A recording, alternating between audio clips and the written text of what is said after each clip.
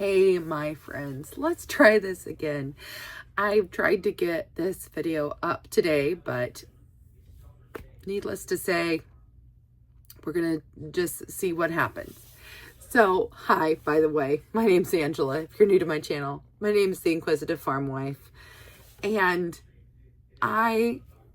last video you saw from me was another one of these kind of talking head videos where I give you a recap of what crazy things had gone on in the month of March and what to look forward to in April. Well, this week really got away from me and I didn't have time to do any filming of any kind.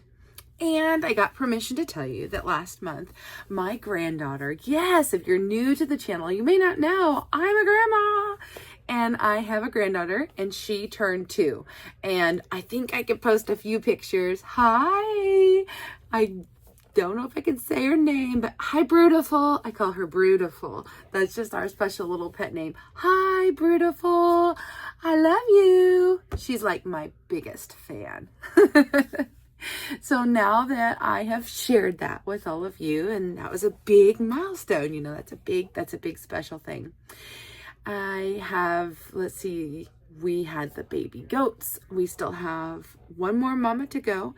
And then we had a baby cow, and we will later this summer have another mama give us a calf, hopefully. So yeah, that's the big plan with the animals.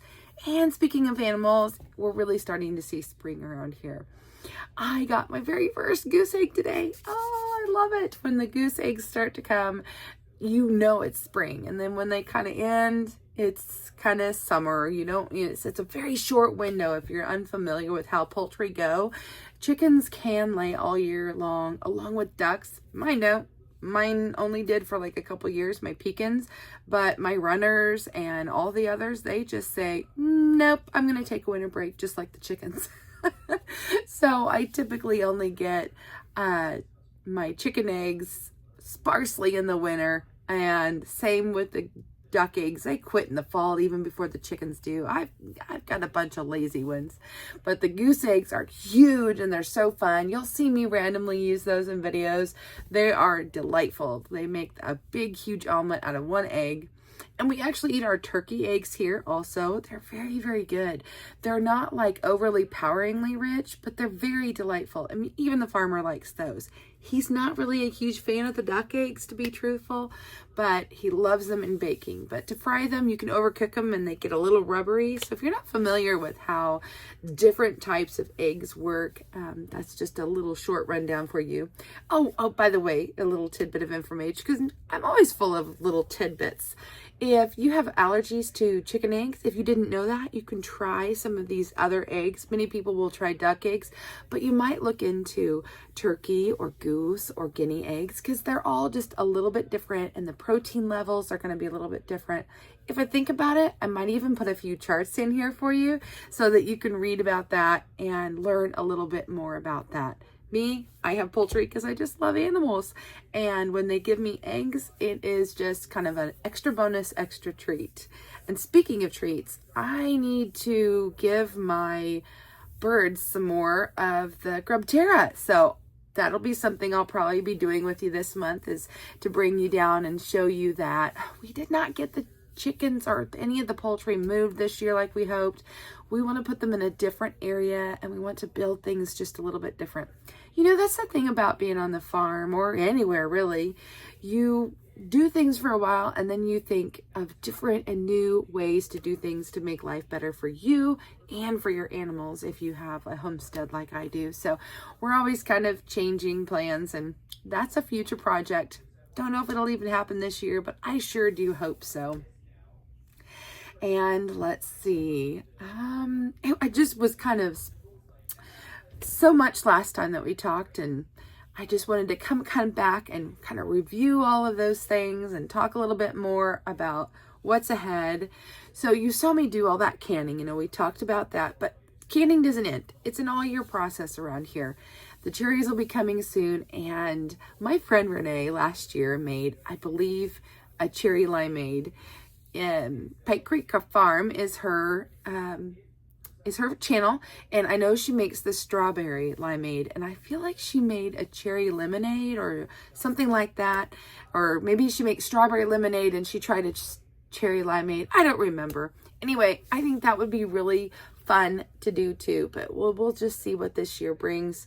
And I am thinking about starting my garden, and so I'm thinking about what things I am wanting to put up to enjoy through the winter. So whether I'm canning or freeze drying or dehydrating, I'm thinking about that now so that I know, okay, am I going to want to plant this or that, and how much of it will I want to plant? And I'm also thinking about, do I want to join any CSAs? I don't know if you guys have that around here. We have farmers markets where you can go, and we have a few different people that you can buy from on a regular basis and kind of be part of their, some people even offer delivery services. And so I encourage you to check into that, and always, you know, find your farmer and get local if you can. I'm getting lots of extra cow's milk right now. I know that that is going to kind of come down after a while. We're kind of in a flux now because I'm back to milking twice a day, but I'm going to transition hopefully back to once a day. I don't know why, because in June I'll be back to twice a day again, but it just gives me a little bit of relief if I calf or kid share. So I like to milk in the mornings when it's hot, in the hot part of the year. You know, in the summer I milk in the mornings, and then I separate at night, and then let the babies and mamas be together during the day. That's just what works for me. I do that longer than most do, just because I want to grow nice, big, healthy animals, because many times they are going to become future milkers for me or for another family. And let's see, today was a fun day. I did a spring fling event. I haven't done a vendor event in quite some time. So that was really fun to get out and get in the public. And hello, some of my viewers were there. It was so great to meet with you and visit and talk with you. It's really good when I get to run into people. I miss that, being out here on the farm. The animals probably get really sick of the same stories all the time. So it's kind of fun to get out in the public and do those kinds of things. I'm thinking about adding some fun little things here on my farm. Those of you who are new maybe don't know, I have a farm stand where I sell my raw cow's milk, because it's legal in the state of Kansas to sell on the farm, and the goat's milk. And I make soaps and jams and jellies and freeze-dried candies.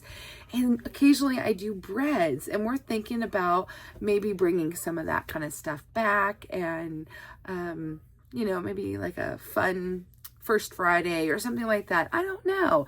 And is that something that you guys would enjoy tagging along with? I wondered about that. Like, do you want to see me? I mean, every day when I refill the milk and stuff, that may get boring, but like if I do a special event, would you guys like to see something like that? Like, would you like to see me, you know, bagging all the bread? Would you like to see me, you know, taking it out to the farm stand and deciding how to arrange everything? Or is that just really not something you'd enjoy? I want to know, honestly, down below. Let me know what kind of things you want to see. I'm really excited for warmer weather, although it was so cold today and it's been so windy. I have so much catching up to do on everything, but especially around the farm. It's like, it's so cold all winter long, and you can't go outside and you can't do anything, and then all of a sudden it's like, boom, everything needs done. And I like to burn off my asparagus patch. Many times you guys get a little short or a clip, or sometimes I bring you along for a video where I do that, because we like to give that extra ash, and it works really, really well. It was something an old timer said, and it's worked really well for me. Typically in February is when I trim my fruit trees for the orchard. If you don't know, I have a very small fruit orchard where I have apples and peaches, apricots. I've never harvested any for myself. The birds always get them. Plums. They're really hard. Asian plums are really hard for me to grow. They send off offshoots like raspberries or blackberries would, and they go under the ground, and then they shoot up all these little trees, and all the energy goes there rather than into the main tree. It's crazy to me that a tree would do that. So I find that very interesting. I have grapes, and we do all kinds of great projects with all those things, and I love bringing you guys along with me. I want to work on just cleaning up the yard and just so much stuff. I've been catching up on, with all the activities I had last month, I've just had to catch up on simple things like laundry. And I typically don't bring you guys along for that. I didn't figure it would be something that you would really enjoy, but I just really needed to get caught up on housework and all that stuff. So that's where I've been this week. I'm sorry I didn't have any real videos for you, but I'm hoping next week will change. Life will get a little less hectic. Who are we kidding, right? And then maybe we can stop and cook a meal together or throw something together or check out some of these boxes of all these great products that I have to try. We'll see you next time, guys. I'm so glad you were here. I appreciate you so much. Bye for now.